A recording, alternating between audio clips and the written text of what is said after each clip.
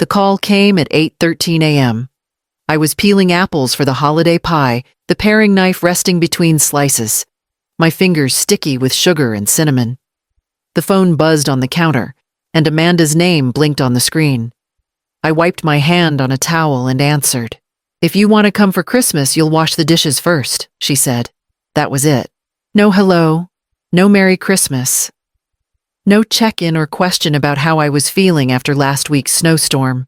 Just that sentence, sharp efficient, and laced with something far uglier than sarcasm.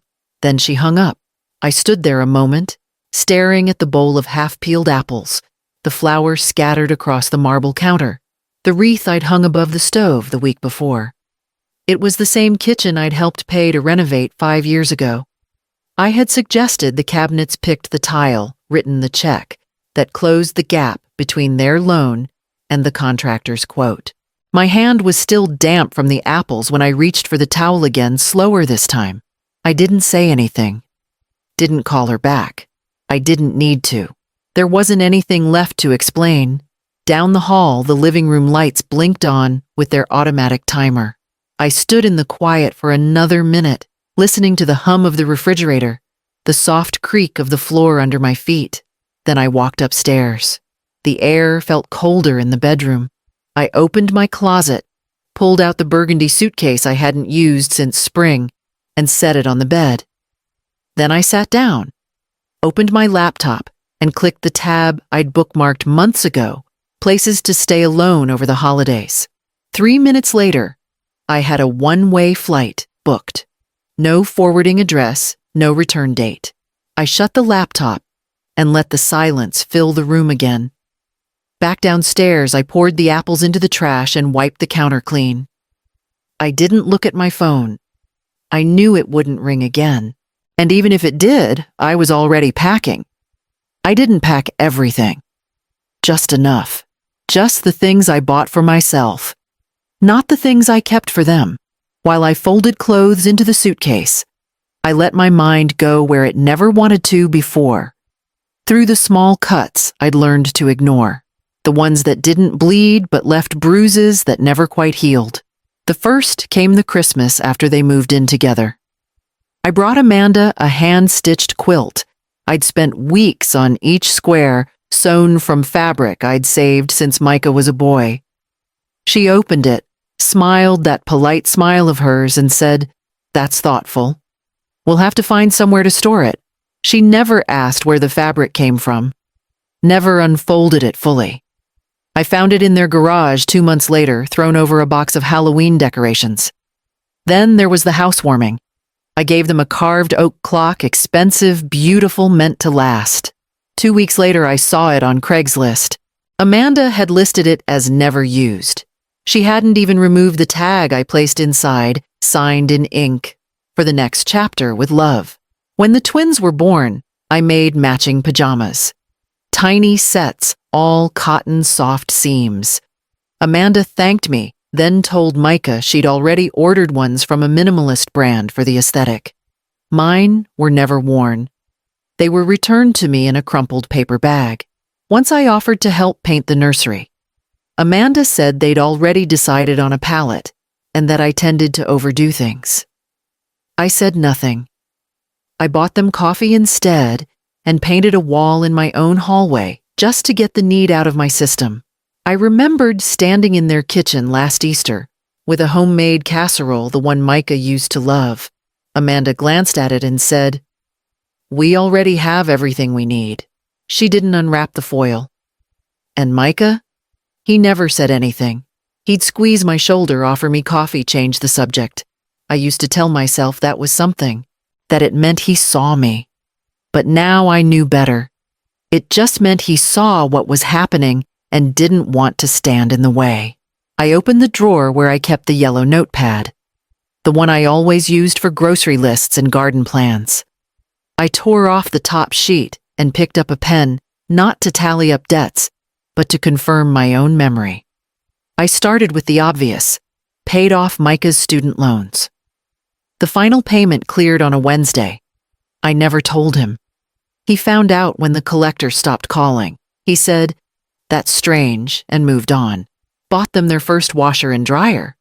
Amanda mentioned once in passing that their laundry room was a mess. I had a set delivered the next week. She texted a single word, "Wow." Canceled our 40th anniversary cruise to babysit. They had forgotten Amanda's conference was the same week. Micah asked me if I could just be flexible. I packed up my suitcase for their guest room instead of Belize.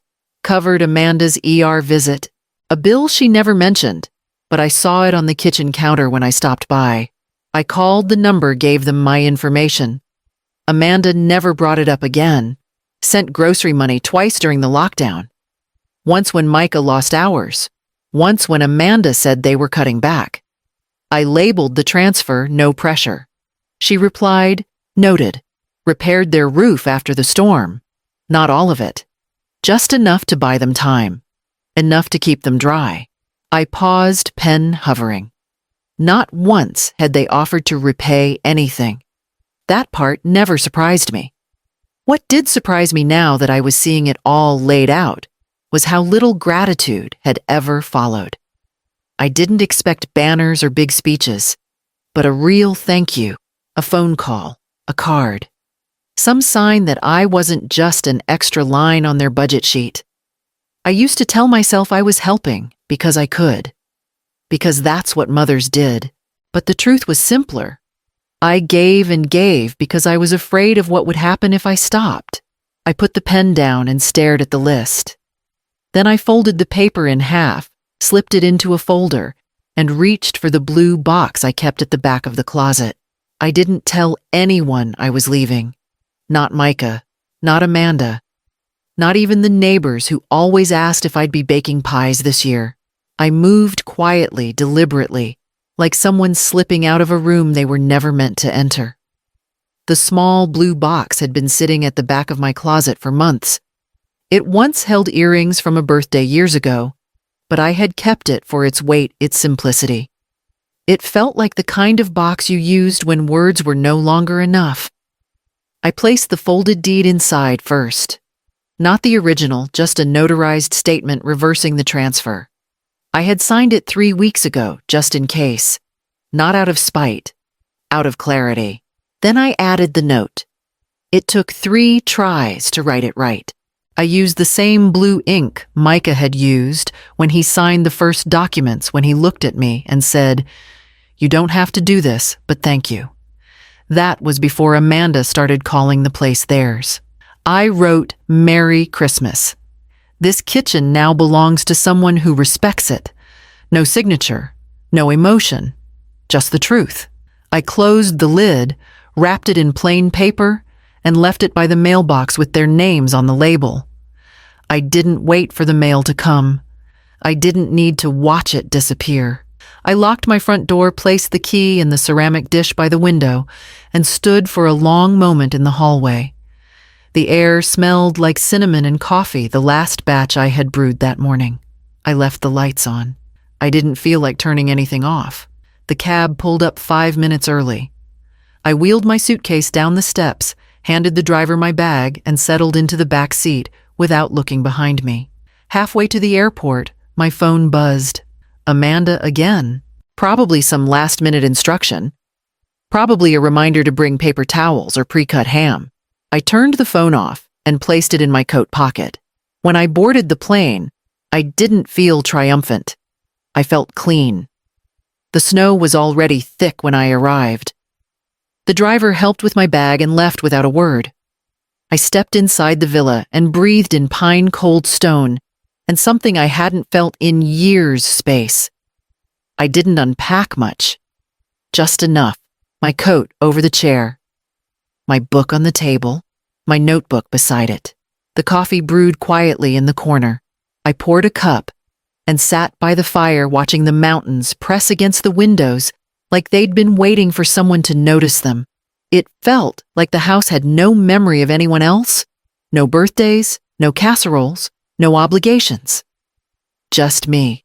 I didn't scroll through my phone. I didn't wonder what Amanda posted, or if Micah had noticed the box. I didn't care who sat at what table or if the stuffing turned out dry. That noise didn't reach here. Instead, I opened my notebook. Not to write a letter, not to explain, just to release.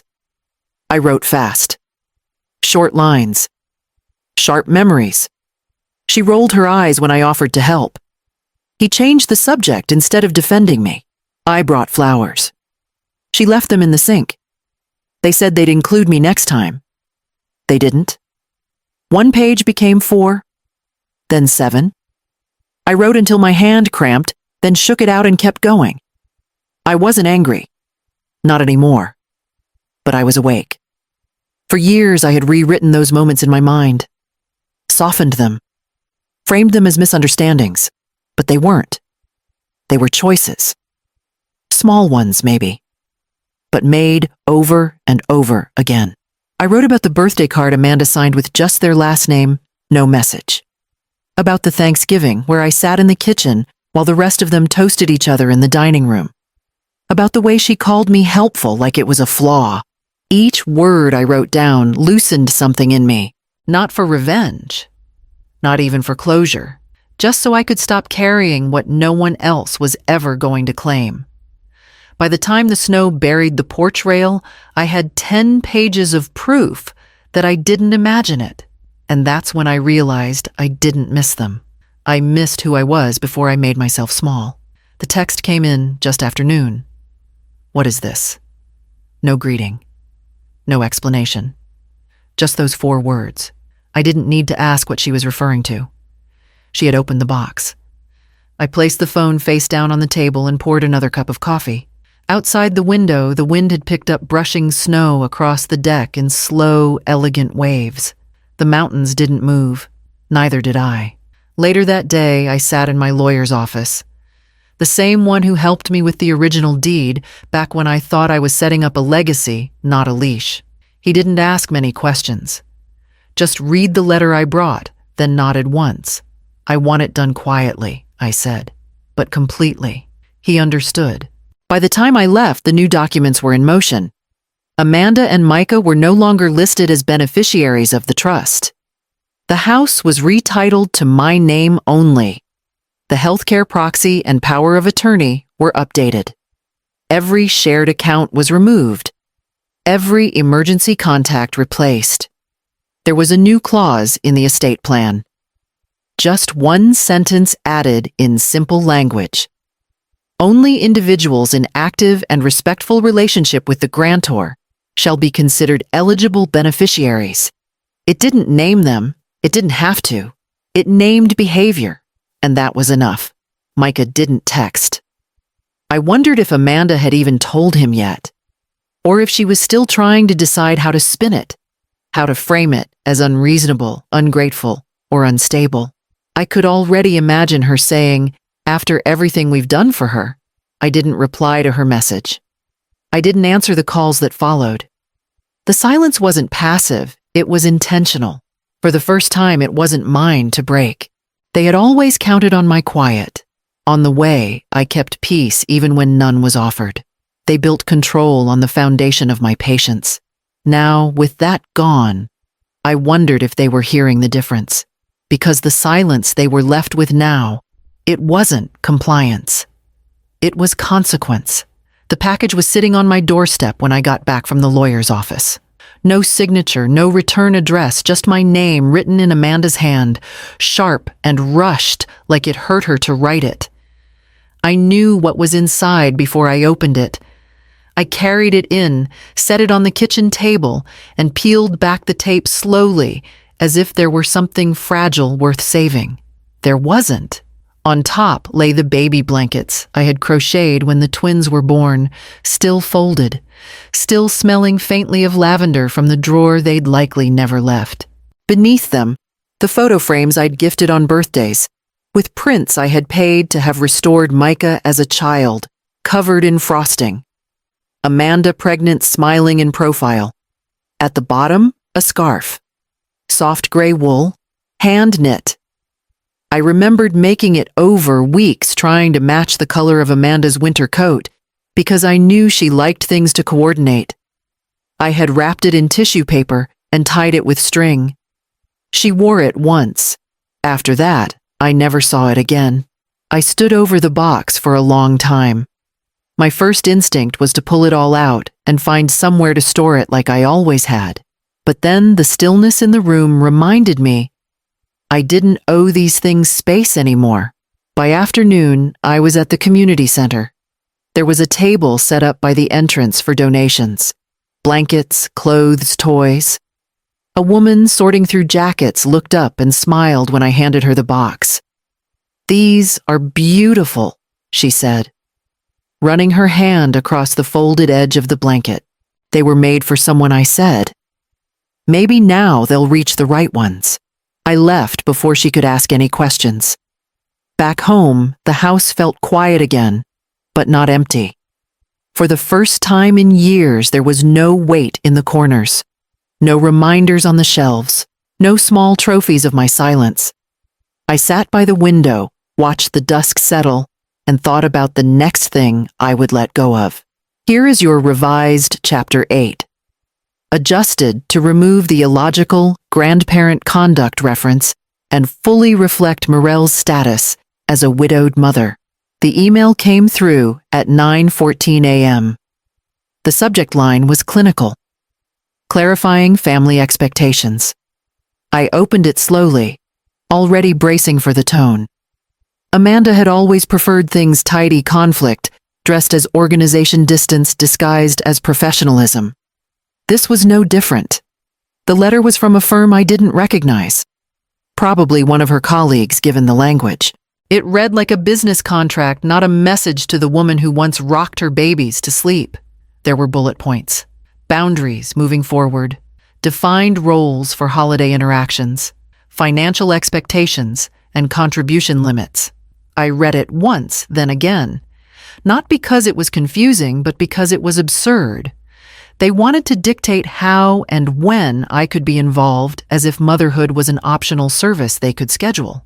There was a section called Family Involvement Protocol, a list of suggestions framed as polite mandates: limit unannounced visits, coordinate gifts in advance, avoid overstepping during holidays.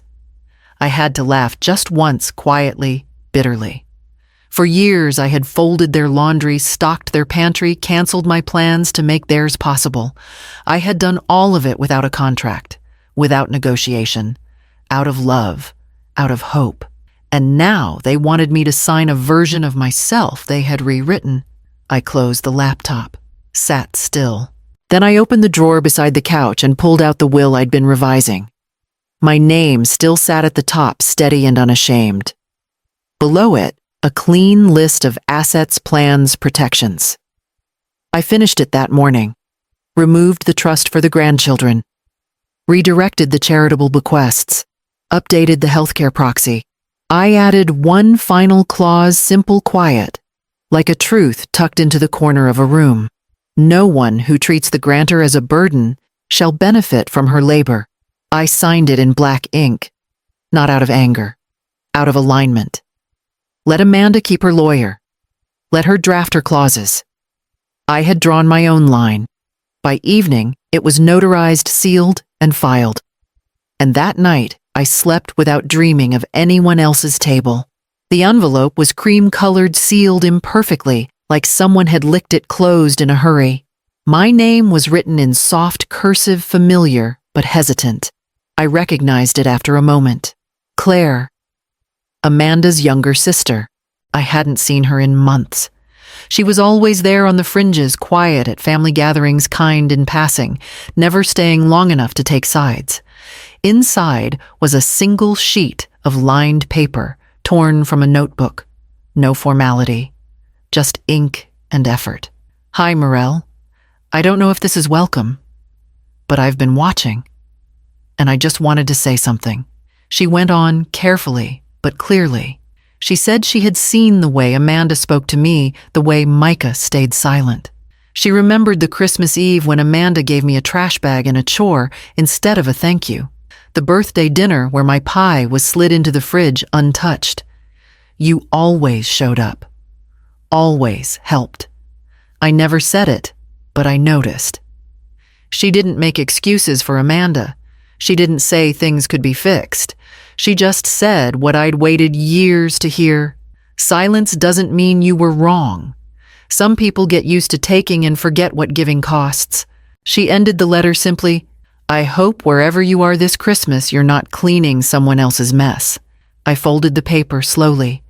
My hands didn't shake, but something in my chest shifted. Not everything, just enough to breathe a little deeper. I didn't reply. I didn't need to. The letter wasn't a request. It was a witness. And for once, someone saw the whole picture without me having to explain or defend it. I placed it in the drawer next to my revised will, not out of sentiment, but to remember that the truth had made it outside the walls they built around me. That evening, I poured a cup of coffee and sat on the porch with a blanket across my lap. No one knew where I was. And for the first time in years, that felt like freedom, not loneliness. The kettle clicked off just as the sky turned that faint winter blue, the color that comes before dark settles in. I poured the coffee slowly, watching the steam rise as I lit the small candle near the window. One flame, one room, just me. The house was still. No luggage in the hall, no stack of gifts to wrap, no list on the fridge reminding me what to bring to anyone else's table. I had no plans tonight. I wasn't hosting. I wasn't expected. And I didn't feel empty. I felt whole. I carried the mug to the kitchen table and opened the photo envelope I'd been ignoring for days. Just one image inside. Me standing in a red coat, a line of snow-capped mountains behind me. My smile wasn't wide, but it was real, soft, and certain. No one else in the frame. I printed it the moment I returned. I didn't frame it out of pride. I framed it because it was proof. Not of the trip, but of the shift. Next to it on the mantel, I placed my birth certificate, not in some grand symbolic gesture, but because I'd forgotten for years to make space for myself in my own story. This was the year I remembered. I didn't send a card. I didn't text Micah or Amanda. I didn't post a photo. Didn't wrap a present. Didn't ask if they needed anything. I didn't chase the silence or try to make it softer. I let it echo, and it didn't hurt. I sat with my book open beside me, the pages untouched for now, and watched the candle flicker against the glass of the photo frame. Outside, someone's wind chime clicked gently in the cold. It was the only sound. No casseroles cooling on the counter. No panicked last-minute wrapping. No stage to prepare for people who never saw me off script.